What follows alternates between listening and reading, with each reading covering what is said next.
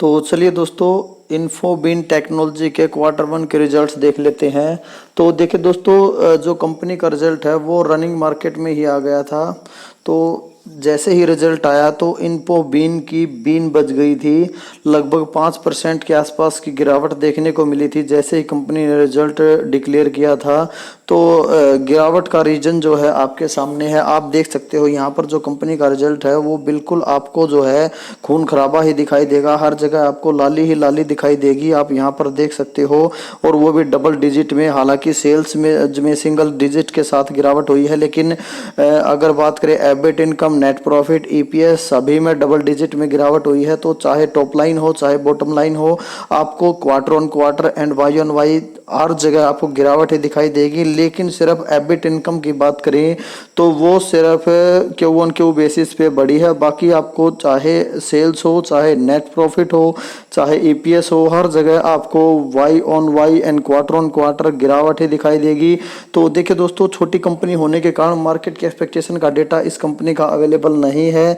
तो मार्केट ने रिएक्शन देकर बता ही दिया कि रिजल्ट कैसा है। मार्केट को जो है कंपनी का रिजल्ट बिल्कुल भी पसंद नहीं आया, और जैसे ही रिजल्ट आया एकदम से 5% की मंदी के साथ जो है स्टॉक नीचे गिरा। और फिर थोड़ी बहुत बाइंग देखने को मिली थी, लेकिन कुछ खास बाइंग और कुछ खास रिकवरी नहीं मिली।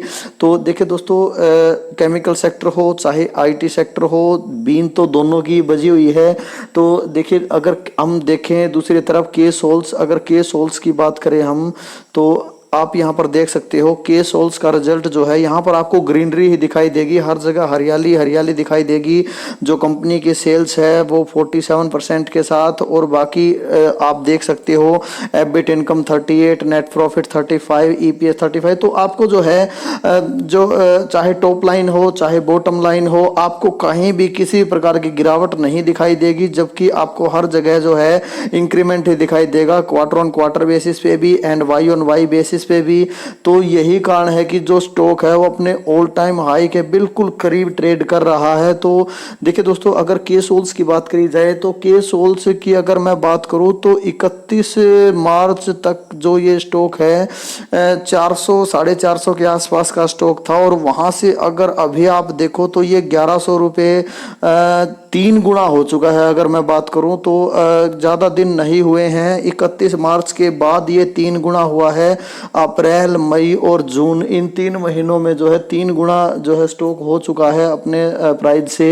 400 450 के आसपास का प्राइस था। अगर 31 मार्च तक आप चार्ट में देखोगे तो एकदम से बिल्कुल शूटअप के साथ, जैसे ही कंपनी के रिजल्ट, जैसे कंपनी के प्रॉफिट्स बढ़े, तो काफ़ी अच्छा शूटअप जो है शेयर प्राइस में दिखाई दिया है। तो देखिए दोस्तों, कहीं ना कहीं थोड़ा बहुत अगर मैं आपको दिखाऊं तो यहाँ पर आप जियोग्राफिकल स्प्लिट देख सकते हो रेवेन्यू का।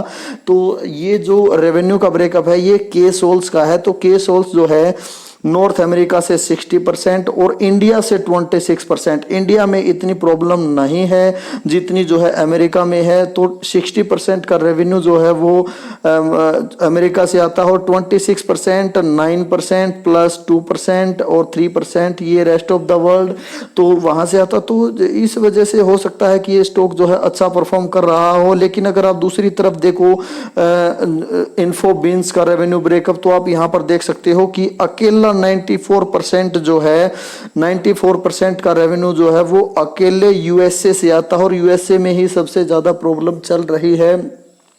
तो हो सकता है इसी वजह से अंडर परफॉर्म कर रहा हो जो है, क्योंकि वहाँ पर जो इन्फ्लेशन की प्रॉब्लम है वो काफ़ी बड़ी प्रॉब्लम है। इन्फ्लेशन की वजह से जो है कंपनीज के प्रॉफिट्स के मार्जिन इम्पैक्ट हो रहे हैं। तो जब तक ये रेट हाइक का सिलसिला या इन्फ्लेशन की समस्या हल नहीं होगी, रेट हाइक का सिलसिला तो चलो अभी रुकने वाला है, इन्फ्लेशन भी डाउन आ रहा है।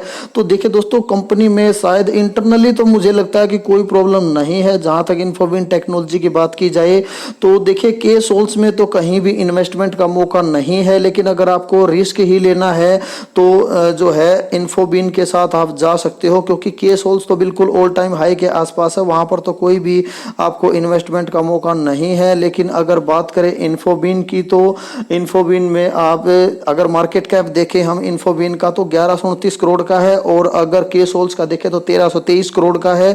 तो दोनों में कोई खास फर्क नहीं है, पेनी स्टॉक ही दोनों को बोल सकते हैं, हाई रिस्की हाई रिवार्डिंग दोनों को मानकर आप चल सकते हैं। लेकिन जो रिटेल इन्वेस्टर हैं उनको भागती हुई ट्रेन भागते हुए स्टॉक ज्यादा पसंद आते हैं, तो वो के सोल्स में ऊपर के लेवल में भी इन्वेस्टमेंट करने को तैयार हैं। लेकिन इन्फोबीन अगर उनको गिरा हुआ नीचे गिरा हुआ वो भी एक्सटर्नल रीजन की वजह से मिल रहा है तो वहां पर इन्वेस्टमेंट नहीं करना चाहते हैं।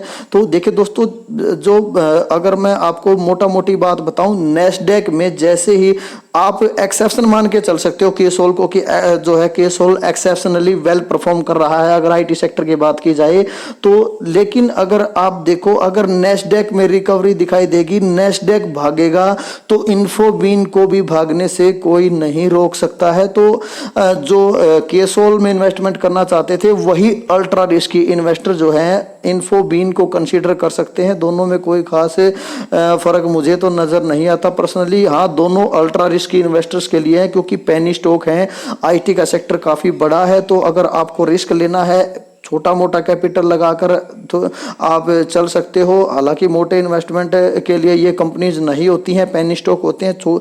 आपके छोटी सी अमाउंट को ही काफ़ी मल्टीप्लाई करने की हिम्मत ये रखती हैं। तो अगर छोटी मोटी अमाउंट के साथ आपको रिस्क ही लेना है तो आप जो है इन्फोबीन टेक्नोलॉजी में इन्वेस्टमेंट अपॉर्चुनिटी को तलाश कर सकते हो। कोई रिकमेंडेशन कॉल टिप मैं आपको नहीं दे रहा हूँ, आप अपनी रिसर्च के हिसाब से काम करें। तो देखना चाहो इन्फोबीन टेक्नोलॉजी के तो आप यहाँ पर देख सकते हो क्वार्टर ऑन क्वार्टर बेसिस पे जो है प्रॉफिट्स के मार्जिन बढ़े हैं 11.84% से बढ़कर हो चुके हैं 13.25। और अगर वाई ऑन वाई बेसिस पे बात करें तो जो प्रॉफिट के मार्जिन है वो गिरे हैं और लगभग 50% के आसपास है, 45% के आसपास आप कह सकते हो गिरे हैं। लेकिन क्वार्टर ऑन क्वार्टर बेसिस पे रिकवरी दिखाई दी है प्रॉफिट्स के मार्जिन में। तो ओके दोस्तों, थैंक यू वेरी मच।